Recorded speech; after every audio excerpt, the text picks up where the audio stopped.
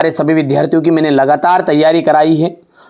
अब अंत में अपन एक बेहतरीन सा एक मॉडल पेपर देखेंगे जो आपको अच्छे नंबर स्कोर करने में मदद करेगा। सुबह ही आपका पेपर है और ये पेपर आप करके जाओ। मॉडल पेपर समझ के ही आपको नहीं जाना है, क्योंकि मैं सिलेक्टेड क्वेश्चन बताऊंगा, वही क्वेश्चन बताऊंगा कि जो प्रश्न पत्र में आने की संभावना ज्यादा है और आएंगे।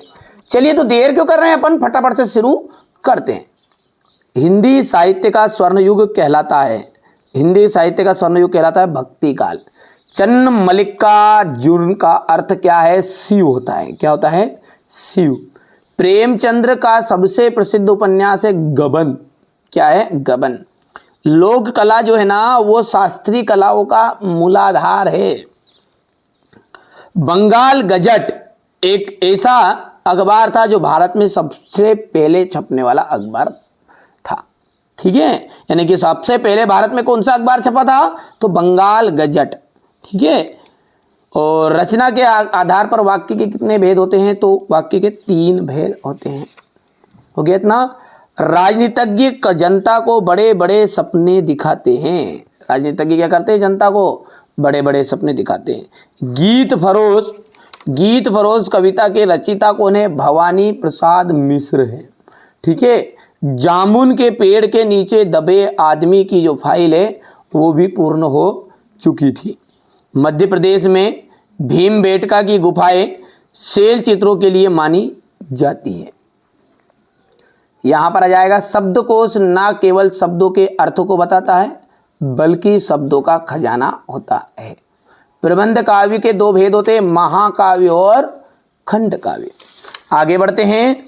जोड़ी आएगी हमारे बच्चों के लिए। और मैंने शुरू में कहा है जो चीजें बता रहा हूं, जिसको मैं टिक कर रहा हूं, 100% श्योर है परीक्षा में देखने को मिलेगी, क्योंकि ऐसे हर कहीं से उठा के नहीं बता रहा हूं, मैं बड़ी रिसर्च के बाद बताता हूं जो चीज बताता हूं। मुतमईन का आपका आ जाएगा आश्वस्त। भारत माता का आ जाएगा जवाहरलाल नेहरू। खंडेरों की दानी, ठीक है, 120 कुइया। सरकारी पत्र का आपका आ जाएगा औपचारिक पत्र। खंड काव्य का जाएगा पंचवटी। और संक्षेपण का आपका हो जाएगा पूर्णतः, संक्षिप्तता, स्पष्टता और शुद्धता। अनुच्छेद आ जाएगा लघु निबंध। हो गया है। बिहारी सतसई जगनीक द्वारा रचित कृति का नाम बताइए। तो जगनीक द्वारा रचित कृति जो है ना वो परमाल रासो है। दूसरी बार लॉर्ड कर्जन के भारत आने से कौन प्रसन्न ना थे? भारतवासी। ठीक है। आलो आदरी किस भाषा का शब्द है? आलो आदरी जो है ना बंगाली भाषा का शब्द है। हिंदी शब्दकोश में लगभग कितने शब्द है? तो 5 लाख शब्द है। बिंब का शाब्दिक अर्थ क्या होता है? मूर्त स्वरूप प्रदान करना। शब्द गुण के कितने प्रकार होते हैं? तो 3 प्रकार होते हैं शब्द गुण के। अपनी करनी, पार उतरनी। लोकोक्ति का क्या अर्थ है? पर स्वयं के परिश्रम से ही व्यक्ति को सफलता मिलती है। धनराम कुशाग्र बुद्धि का बालक था, ये आपके गलत रहेगी। कृष्णा सोबती ने देशभक्ति से संबंधित कहानियां लिखी, ये असत्य रहेगा। तातुस ने बेबी को पढ़ने के लिए बांग्ला अभिधान पुस्तक दी थी, ये असत्य रहेगा।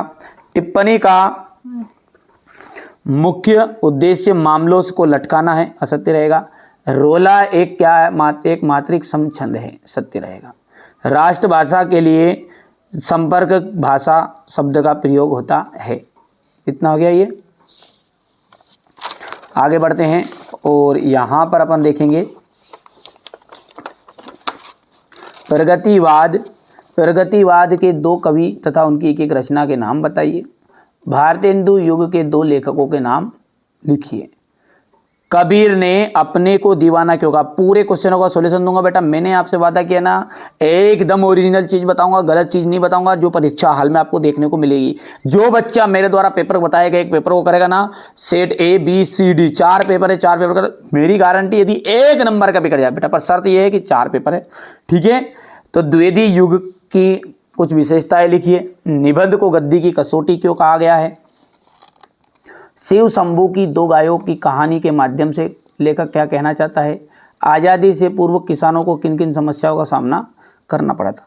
सुनील कौन था? उसने बेबी की सहायता किस प्रकार की? ले कितने प्रकार की होती है? इंटरनेट पत्रकारिता की दुनिया को किस तरह समेट लिया? उदाहरण सहित लिखिए। पटकथा को लिखते समय किन किन बातों का ध्यान रखना जरूरी है? महाकाव्य और खंड काव्य में अंतर बताना है। मुक्तक छंद की परिभाषा उदाहरण से, लक्षणा शब्द शक्ति की परिभाषा आपको उदाहरण से बतानी है। ये रहेगा आपका क्वेश्चन नंबर 14। काला अक्षर भेष बराबर आंखों का तारा होना। राजभाषा की विशेषताएं बतानी है आपको। यहाँ पर देखो, स्नान करो और विद्यालय जाओ, इसका सरल वाक्य बताना है। बढ़िया से है ना बेटा, बढ़िया से। भारतेंदु भवानी प्रसाद मिश्र अथवा दुष्यंत कुमार के काव्यगत परिचय निम्नलिखित बिंदुओं के आधार पर बताइएगा। 2 रचनाएं, भाव पक्ष, कला पक्ष, साहित्य में स्थान। बाल मुकुंद गुप्त तथा प्रेमचंद की काव्यगत परिचय निम्नलिखित बिंदुओं के आधार पर लिखिए। इंटरनेट का उपयोग पर भाई बहन के मध्य होने वाले संवाद को लिखिएगा। ठीक है, यहाँ से अपन देख सकते हैं, ये हो जाएगा आपका क्वेश्चन नंबर 19। ठीक है, इसके बाद में आगे बढ़ते हैं। यहाँ पर है आगे, इसके बाद में अथवा रहेगा यहाँ से। ठीक है भैया, आगे की बात अपन करेंगे तो यहाँ से हो जाएगा ये क्वेश्चन नंबर आपका क्वेश्चन नंबर 20।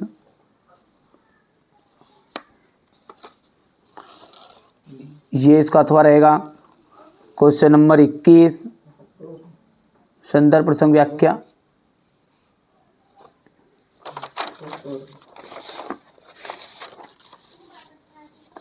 ये आपका रहेगा आगे, यहाँ से देख सकते हैं, थोड़ा सा छोटा कर देंगे।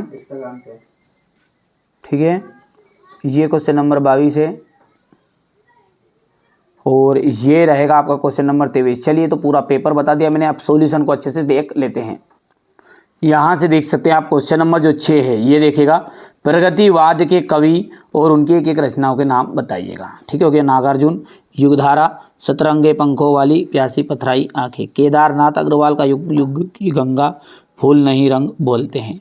अब देखो आगे देखते हैं। भारतेंदु युग के 2 लेखकों के नाम बताना है। प्रताप नारायण मिश्र और चौधरी बद्री नारायण प्रेमधन। कबीर ने अपने आप को दीवाना क्यों कहा है? यहाँ दीवाना का अर्थ है पागल। किसी के प्रेम में डूबा हुआ व्यक्ति दीवाना कहलाता है। कबीर भी प्रभु की भक्ति में लीन है, जबकि संसार बाह्य आडंबरों में उलझकर ईश्वर की खोज कर रहा है, इसलिए कबीर ने स्वयं को दीवाना कहा है।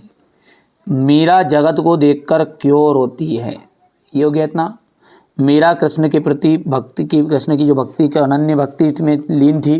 ठीक है, और वहाँ पूर्ण रूप से समर्पण भाव के साथ अपने आराध्य को अपना पति मानकर उन पर सब कुछ सर्वोच्च न्यौछावर कर देती है, जबकि संसारिक जो लोग हैं निजी स्वार्थ के चलते उनकी आलोचना करते हैं, उन्हें उलाहने